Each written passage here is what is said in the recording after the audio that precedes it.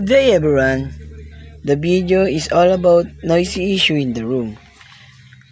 In our room, the noise is very annoying in our teacher because they have a hard time reprimanding us because of my classmate what can't be told, so sometimes I feel so annoying.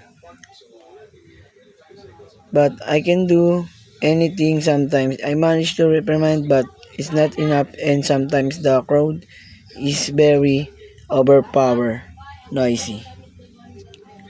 The purpose of this advocacy is raise awareness about my classmate is disturbing on other business and for people who are not bothered by noise problems due to noise and are too shy to speak up or complain the noise pollution the behavior is very outside is the other section.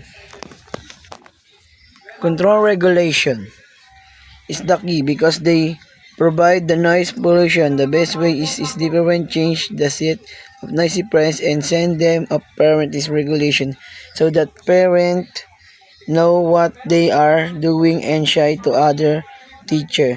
The fact noisy is very bothered on subject teacher on his faculty because they issue that my gas 11 is very disturbing.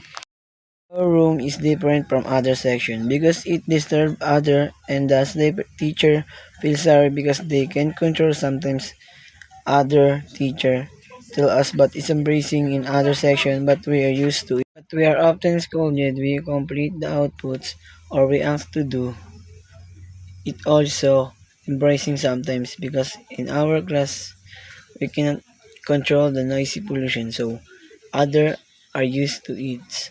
It's different from me because there are so many of us. Sometimes it's too hot because of the noisy in the room or classroom. Suddenly, I'm very sad because my teacher is very shy to say or what from my teacher because many people will tell here that the noise in our room or classroom cannot be controlled because of the noise pollution.